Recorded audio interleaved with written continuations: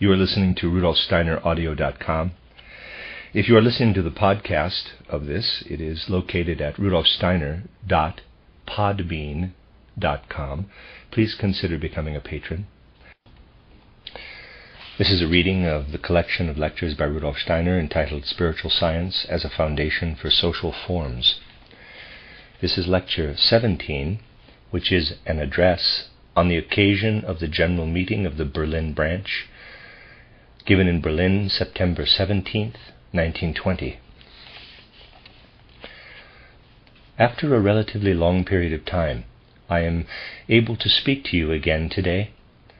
It came about because of the importance of the general meeting convening today and the opportunity of my current brief presence in Germany. It has certainly already occurred to you that there must be a connection between my long absence and the nature of the time in which we find ourselves. The relationship between the events of the times and the very slight activity, if it is even possible to speak of such, that I can afford, particularly for the Berlin branch, must be obvious to you. Before entering into the order of business for today's session, I would like to make a few preliminary remarks. First, I wish to remind you of certain words I spoke in the early spring of 1914 in a lecture cycle in Vienna, which were intended to point out to what then ensued. It was then that I spoke words which have since been printed. The words I uttered at the time indicated that civilized humanity lives in a kind of social sickness, in a sort of social carcinoma or cancer, that the whole way in which cultural, political, and economic matters are handled is such that it will undoubtedly lead to an outbreak of this creeping cancer, and that it will be bound to change from a chronic condition into an acute one. Of course, many clever people at that time took this statement, which I made out of a grief-stricken heart with regard to the immediate future, to be mere fantasy, an empty paraphrase of a pessimistic mood. At that time, the majority of people the world over naturally preferred listening to the sound of voices like the one, for example, of an official personage in the German Reichstag a short time after, who said that the relationships of the Central European governments to those of the other European countries were absolutely satisfactory, and that one could count on general lessening of tension in the near future. You may remember another remark made here in Berlin at a public session of the Reichstag, that the friendly, neighborly relations with the court at Petersburg were becoming more and more favorable, and that good relations with London existed as well, and so on. These were the words of practical men, while those who spoke of the spiritual world had to speak of a sickness, of a slowly growing carcinoma. Actually, those who claim to be practical men still speak the same way today, in absolutely the same way, although the results of their practicality have brought about the events of the most recent years. Such speaking continues, while what is brought forth from spiritual research and from social insight is either thrown to the winds or, as is the case in Germany, attacked. Furthermore, the worst is that what comes from spiritual research is being secretly persecuted and defamed in the worst way possible. Thus, anthroposophical spiritual science and everything connected with it today belongs among the most defamed matters in the world. Nevertheless, it can be assumed that today there already are a great number of souls who, out of the totality of the principles of spiritual science, have gained a feeling that only out of this science can arise what can save us from general disaster. One must say this today, even if foolish or malevolent people accuse one of vanity or ambition for saying such things. I can say, and I wish to keep these introductory words brief, that the whole attitude, the whole manner of discussions that I had to take part in during the actual wartime has not been understood. With the year 1914, a time came when considerations, in the ordinary sense, had to cease, and what was supposed to occur through words had to turn into actions. Humanity, however, is used to taking words in the sense of the journalistic style, not in the style that should enter into mankind, particularly through spiritual science.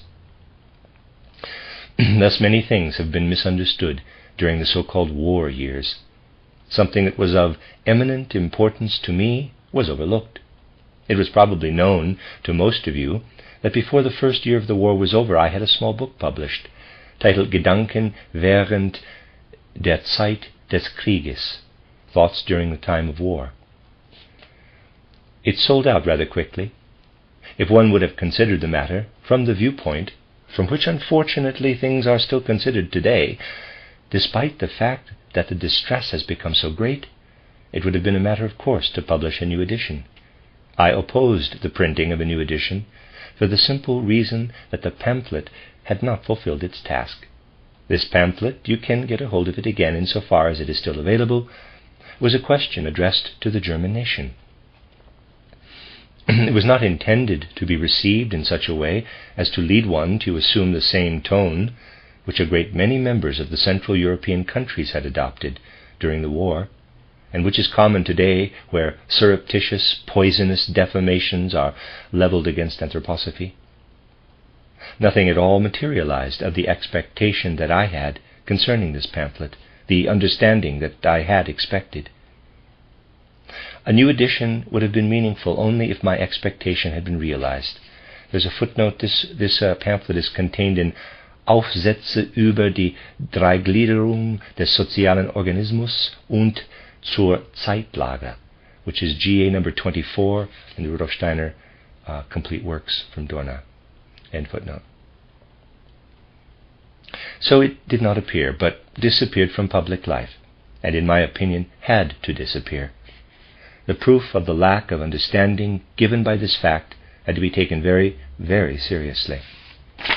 This was misunderstood in the same way many other utterances have been thoroughly misunderstood, utterances that were meant to elevate and ignite people's spirit in order to bring about what should have been made to prevail directly in Central Europe, namely a re-enlivening of the spiritual life that had been manifest around the turn of the 18th century. Spiritual science is basically the revitalization of this spiritual life in the form it must take in modern humanity. Take everything that is written in the different kinds of newspapers today, in popular literature, and even scientific popular writings. Take what is written in Königsberg or in Berlin, Vienna or in Graz, in Munich or in Stuttgart, and compare it with what is written today in Paris, Rome, London, Chicago or New York. You will find a great similarity. You will find the same keynote in it, the same spirit that must be overcome. On the other hand, if we seek another similarity and compare what is written today in Berlin, Vienna, Dresden, Leipzig, Stuttgart, Munich, Hamburg or Bremen with what such great minds as Herder, Goethe, Fichte and Schiller once proclaimed, then we must say that it is fundamentally different. All the declamations, using quotations of sentences by Fichte or even Goethe, that have taken effect, all that has been produced in this manner, resembles more what has been written in Chicago, New York, London, Paris, and Rome than the spirit of Herder, Fichte, Schiller, and Goethe. The tidal wave that has flooded Central European life from the West has also swept away what should have lived on in us. Nothing of the old spirit could be detected in what was prevalent in the last decades.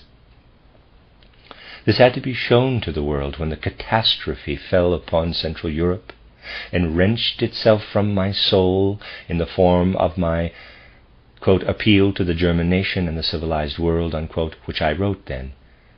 What was connected with this could not simply be continued as it was in the earlier form familiar to you up till 1914. At that time I could not appeal on the basis of something which one had to believe one could appeal to after 1918. One could not appeal to what is the proof of the decline of the general civilization, distress. Since 1918, one had to believe that the distress which had come over Central Europe would awaken the souls and make them receptive to the language intended in my titled Appeal to the German People in the Civilized World. Certainly the fostering of the anthroposophical movement could not go on as before. Earlier, one had to render the service which naturally always has to be rendered in the anthroposophical movement, and which has to be rendered today as well as in all future time, to foster the eternal in the human soul, the eternal which goes beyond birth and death and points beyond the merely sensory world into the suprasensory world. Now, one had to wait and see whether from among the sleeping souls of the new civilization, souls would emerge here and there who really would have some understanding of what is meant by spiritual science. One could not yet appeal on the basis of circumstances brought about by the distress.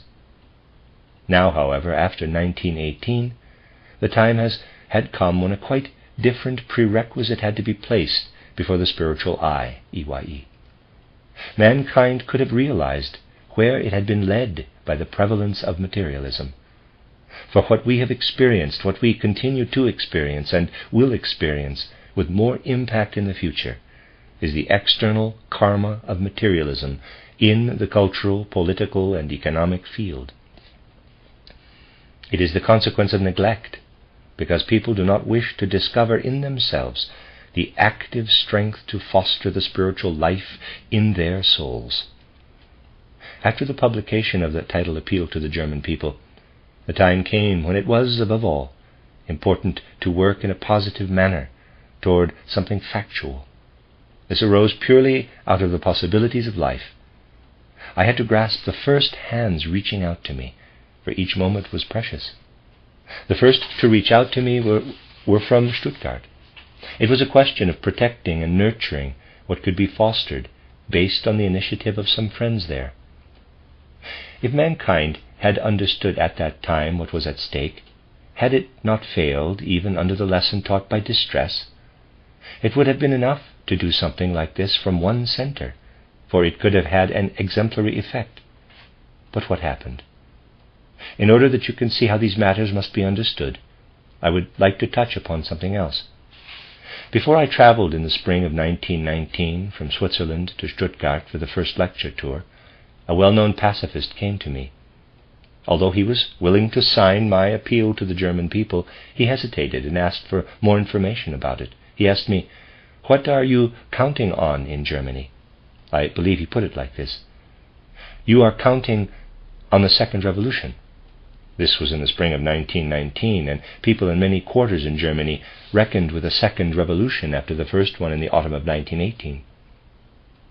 He believed that what was supposed to come into being in the world through the threefold social organism was only a kind of vehicle, a stepping stone for the impulses of the second revolution. I said, "No, this is not at all my opinion. First, because I do not believe that those people who might bring about a second revolution in Germany will be able to develop the slightest understanding for the true meaning of the threefold social organism, as long as the old leaders are still active. Secondly, because I do not at all believe in a second revolution. Rather, I believe that this second revolution will consist of a kind of chronic infirmity and will not reach an acute outbreak. What I am simply and solely counting upon is that as many souls as possible will associate themselves with what is born out of spiritual depths, souls who will accept it impartially out of the necessity of the times, quite apart from the intentions of the old leaders." So I did not reckon with those things that many people thought I was counting on. When I then arrived in Stuttgart, it stood to reason, in a certain sense, that the broad masses of people were addressed first. The broad masses of the people, though also partly paralyzed by the events of the war, were those who initially wished to hear something. In my innermost soul I knew how matters stood, for I knew that as long as the leaders who remain from the old days have the party leadership and the people firmly in hand, be they leaders of the parties to the right or the left, even those of the extreme left, nothing can be done with the people. But imagine what would have happened if I would have said that I was not in favor of addressing the masses. Nobody had to believe me, but if I had not addressed them, one would have said afterward, "If only Steiner would have turned to the broad masses, everything would have turned out differently." When one is dealing with realities, one must also give proof by means of realities. It had first to be proven by realities that out of all the left-wing parties, defamers and phrasemongers would rise up against what was just beginning by means of the concept of threefoldness to be comprehended by the masses of the people. We were well on the way. One could say that within a few days we had won thousands of people. But it was just this comprehension of threefoldness by the great masses of people that drove the old leaders to their defamations and phrasemongering. So it came about that from this side, seemingly at first, the ground was pulled from under our feet. What could be hoped for from the other side? Well, it serves no purpose in regard to these matters to cling to illusions. The one and only thing that can help us in the present is to speak the truth. A leading personality who had come up in the party that called itself by a strange interpretation of the words German Democratic Party, a person who had appeared at one of the meetings held at that time, said to me, "You know, if we were in a position to let more people capable of explaining matters in this manner speak to the broad masses, then well and good, one could go along with it. But one pair of hands is not enough, and we therefore rely temporarily more on firearms, on force. For the next 15 to 20 years it will still be necessary to keep the masses down." This was essentially the predominant attitude of the bourgeoisie. The other was the activity of the proletariat. So there really remains nothing else but to take what can be drawn out of the spiritual foundations and to represent it in such a way that more and more people can be found who will receive it into their minds. Back of this, we must have something that was born out of this insight and should have been fostered. Before the war, this building was set up on the border of Switzerland, France, and Germany, in order to look out from Central Europe into the wide world, in particular toward the West, and received the name it must rightfully have, the name Goetheanum. For in regard to spiritual matters, we are facing worldwide tasks. Today we cannot face spiritual matters as we would merely personal matters. To do that would lead us into ruin. This is the reason I had to limit my activity during recent times to southern Germany and Switzerland. Truly, I am looking for times when the horizon of my activity can widen again. But this does not depend on myself alone. It depends, above all, on the understanding that people will show toward this activity. I may perhaps find the opportunity in the next few days to point to a number of things which pretend to be understanding and which proceed from certain quarters, which work more in an underground manner by means of counterfeiting of letters, falsifying interviews, by defamations and lies. For the moment, what I have said was merely mentioned in order to point out the reasons why it was necessary for us to abandon our activity in Berlin temporarily, to indicate the circumstances that made it necessary to appeal also in regard to Berlin, to what must be appealed to in this age. Have we not been active anthroposophically for almost 2 decades over a large territory? Were we not justified in hoping that people would be found that could carry on the work independently?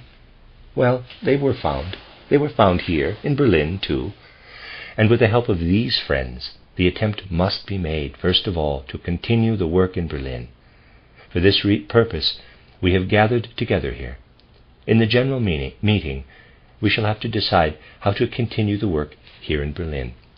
The end of Lecture 17, this address given to the Berlin branch.